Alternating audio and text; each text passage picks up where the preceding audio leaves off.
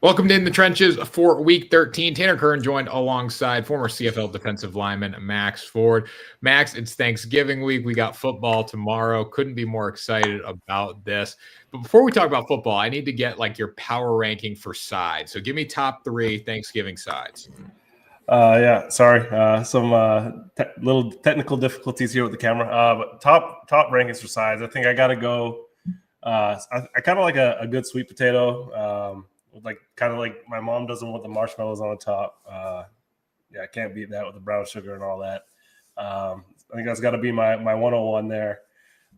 Maybe green bean casserole is up there. I didn't like it when I was a kid, but as I got older, the palate kind of refined a little bit and grew to like that one as well. Obviously, mashed potatoes is it's like you got meat and potatoes. Like I didn't even think of mashed potatoes off the rip because like it is mashed potatoes. Like it's Thanksgiving kind of in food form. So it's maybe I'll just say that's 101 because mashed potatoes with gravy. I mean, shoot, like you think of Thanksgiving, you think of turkey, you think of mashed potatoes. So I think those are probably my top 3 there.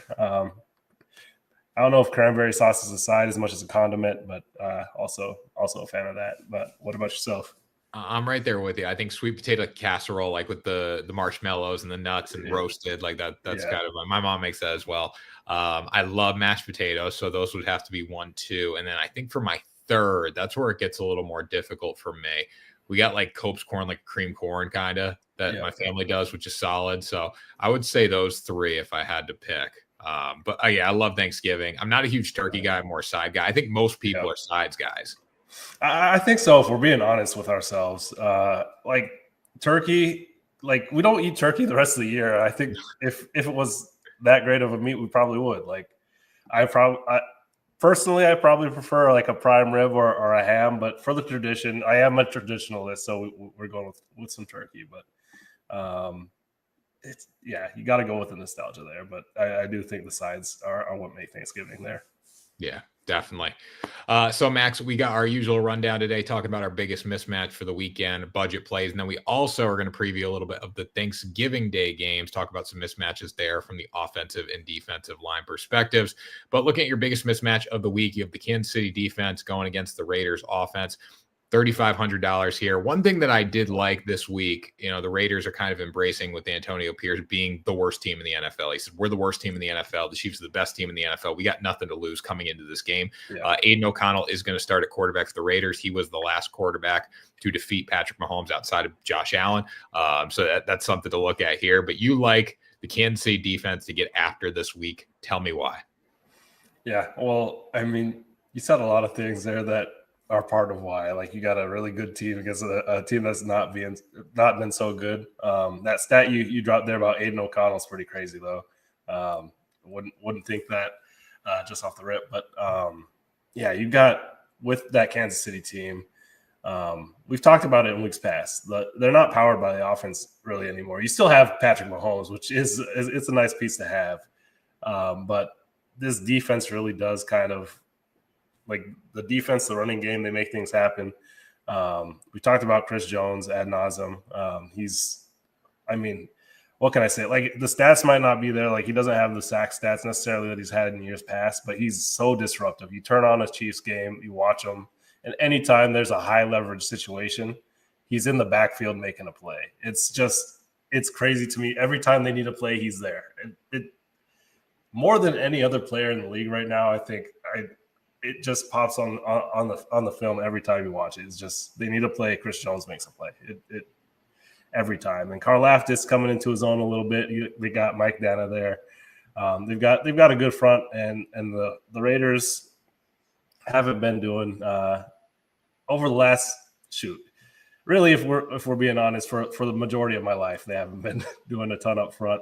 There have been some peaks in there that maybe they've been doing all right, but there's been a lot of valleys, and I think they're kind of in one right now. Obviously, not a very good football team, and that also starts up front, like it does with any good football team. When you have a good football team, it normally starts up front too. So, Yeah, the offensive line has been very concerning for them. They haven't really been getting the job done, and I think trading away Josh Jacobs or getting rid of Josh Jacobs does not help your Yeah. cause, allowing him to walk.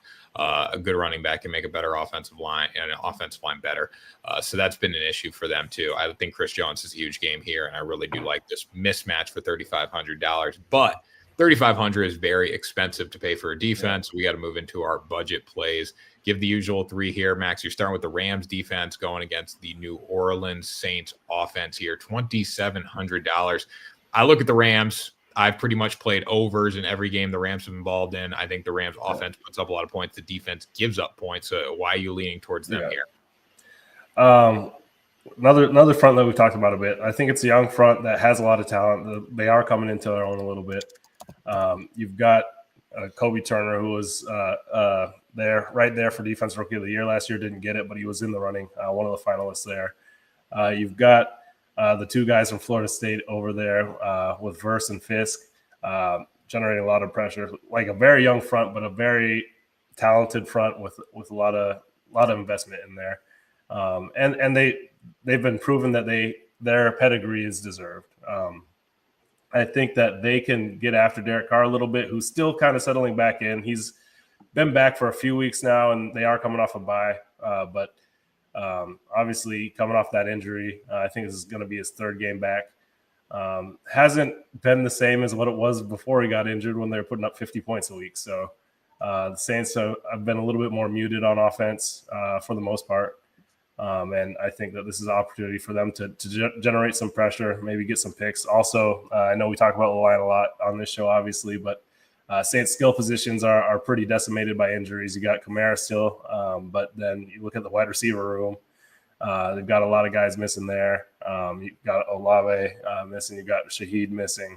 Marquez Valdez-Scantling might be their most reliable target right now in the passing game. And then, I mean, you never want to discount Taysom Hill, Swiss Army knife there, but the weapons aren't what they are, and I think that this front can kind of force some things as well. Yeah, don't be swayed by the 37 points last week against the Philadelphia Eagles, because that's a totally different offensive level than you're getting with the New Orleans Saints here. So it could be a good spot to buy back on the Los Angeles Rams, bounce back spot, coming out playing a little harder than they did last week, and have a much better opportunity to do that against the New Orleans Saints than the Eagles.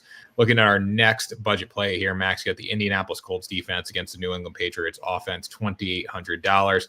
Drake May has looked okay at times, hasn't been great. Yep. It's been better than I think a lot of people expected, but overall, there's just no explosiveness on this Patriots offense. And I think when you look at the Indianapolis Colts defense last week against the Lions, did a really nice job. I know the score doesn't reflect that, but anytime you hold the Lions to 24 points and you don't score at all, your offense doesn't help you. That's impressive here. So this could be a big outing for them against the Patriots. Yeah, and the big thing for me here was you're getting a chance to play against the Patriots in the budget plays. We don't get that a lot. Not trying to say that is a funny thing. It's just the Patriots offensive line has struggled all year long in the running game, in the pass game. And I think this is one where if you can play against New England under $3,000, it's probably a good chance that you want to do that.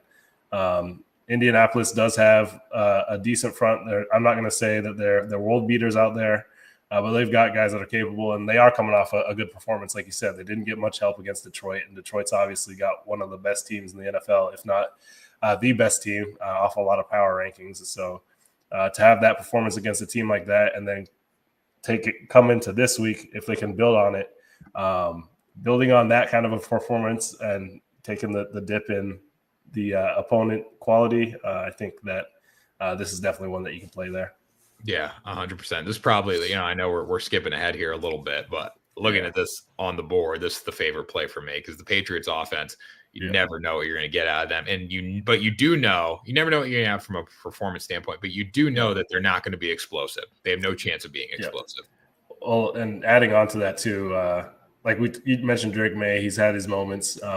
He's also made a few rookie mistakes as well. Like he's good for a couple turnovers a game, it seems like a fumble here and a pick there, which a lot of times, like, you'll excuse that for a rookie, but for DFS, those are nice to have for your defense as well. And I know their offensive coordinator, Alex Van Pelt, I think said something today about he's got to cut those out. So I know they're going to be probably harping on that at practice, but does seem that gives a couple away each week. So that also helps in this play. Yeah, and then our last play here, you got the Arizona Cardinals defense against the Minnesota Vikings offense for $2,400. Zaven Collins, really underrated pass rusher, I think, for the Arizona Cardinals, has looked good. This defense has gotten better and better. And when I look at Minnesota from a guy who has Justin Jefferson on their fantasy team right now, the production has slid from him. And if he's not performing, the Vikings offense really isn't getting after it too much. You know, we've seen some Jordan Addison pick up a little bit. But overall, I mean, the Vikings offense is not that scary here. In Arizona's defense coming off a really good game against Seattle. Yeah, well, and I'm going to take the opportunity here. I don't know, maybe they'll get Daniel Jones in there and things will turn around. But that said, Arizona, I think that they've got a team that when you watch the film, they don't necessarily have the same talent that like that upper end talent. They do have some maybe in the back end, but with a guy like Buda Baker. But just looking at the front, it's not the most, like, you don't have like a TJ Watt, you don't have a Myles Garrett, you don't have that kind of a player, but you do have a team that plays hard. And that's something that showed up last year on film as well. I think that they play above their talent level, which to me, like, if that's a compliment that I was to get, like, that's something that means a lot to me. When you can play better than maybe with the talent that you have, supposes that you're supposed to be able to play. I think that's a huge thing because that breeds a little bit of consistency that you can kind of count on there. And every time you watch the Cardinals come and play, they're always playing hard, a hard-nosed brand of football. And I think that in this matchup, they've got a good opportunity to make some things happen. And like you said, Zaven Collins as well, a guy who's drafted as an off-ball linebacker, seeing him kind of come into his own at edge has kind of been fun too, because big athlete, and I think he's found a good home there on the edge. Yeah, definitely. So, Max, looking at the traditional budget plays here, you got your three. Which one would you take if you had one lineup to make? Yeah, I know it's maybe not as fun for the watchers when we agree here, but that New England one, like I said, if you get New England under $3,000, gonna have a hard time not picking that one. It's just they're a front that struggled all year long, and that's affected their offense pretty significantly. So, yeah, definitely. Now we got our Thanksgiving matchups. We're recording this on Wednesday night. Thanksgiving is tomorrow. Obviously, very excited about them. Max, before we even get into the picks, I want to just go through the games real quick, and I want to talk about who you think is going to cover and win in each one. So starting in our first game, we have the Detroit Lions going against the Chicago Bears. Lions are a 9.5-point favorite right now. I imagine you're picking the Lions to win. There are people picking the Bears to win, and I think there's a route to victory for them. But I think this game's closer than expected, so I would take the points with the Bears. What about you? Yeah. I can see where people maybe are a little bit optimistic about the Bears offense with the new offense coordinator there. I'm not as optimistic as them as far as picking them to win the game. I think I'm going to go with the Lions here still. And shoot, the way the Lions are playing, I might pick them to cover. I know you're saying you're taking the points there, but they just, on offense and on defense, like 10 quarters without allowing a touchdown is, at any level of football, is crazy. But when you take that to the NFL, that's incredible. And then with the offense they have, if you can play that kind of defense, it's going to be over pretty quick and early in the game. So, I think I'm going to take the Lions, and I'm going to take them to cover there. Then we got the Giants and the Cowboys. The Cowboys are a 3.5-point favorite right now. I think the Giants come out. This is the tough part about playing the Giants. When you look at New York, they seemed to give up last week against Tampa Bay Buccaneers. They didn't want to play. But are they going to show up this week wanting to play, or is the season just done for them? I think if they show up wanting to play, they can win the game outright. And I would take points. But I just don't know what I'm going to get there, which makes it hard. I'm going to lean Giants, but it's because it's still very concerning for me. What about you? Yeah, I think I'm going to take the Cowboys here, and I'm also going to take them to cover again. Just like kind of what you said. I know we've talked about in weeks past teams that have rumblings about maybe there's a little bit of distress in the locker room and that kind of a thing. But with the Giants over the last week, I feel like I've seen a lot of overtly like comments made in the media from players that it seems to point to the locker room not being all that good right now. And when you have a team that is losing as much as they are and the locker room is kind of starting to sour a little bit, it's hard to get it back. And I think that the Cowboys, obviously their season hasn't gone in the way they want it to either, but I think they have enough to get it done. And I don't know, X factor maybe with Drew Lock in there, because I think I saw DeVito might be out. Looks like trending towards out tomorrow, but I don't know. Maybe Drew Lock kind of puts that jacket on, or that backpack on. My bad. That he likes to do. So yeah, we'll see. These games are so hard to read for me. I don't know how they're going to go at all. The late game, Dolphins Packers, another 3.5 point spread. Cold game. Tua has lost his past 7 cold weather games.